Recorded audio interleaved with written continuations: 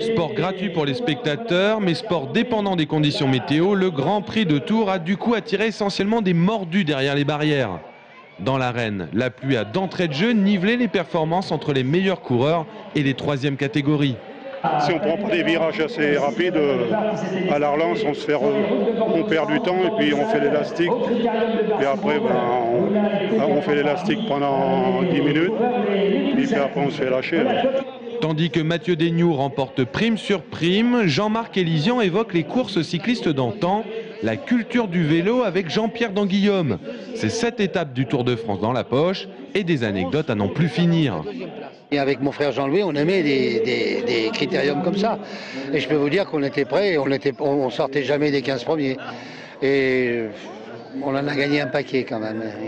Jean-Louis a gagné le prix de la ville de Tours avant moi. Moi je l'ai gagné en 69. On gagnait Saint-Pierre-des-Corps, il y avait la Reich-Lamartine, il y avait des belles épreuves en critérium.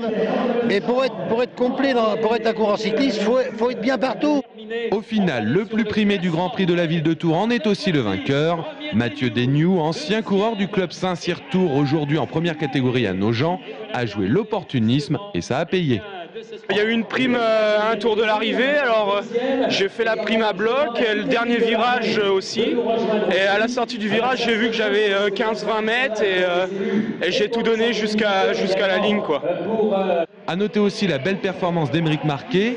Le sociétaire du club de Sainte-Maure finit meilleur de la troisième catégorie, devant le premier de la catégorie du dessus, excusez du peu.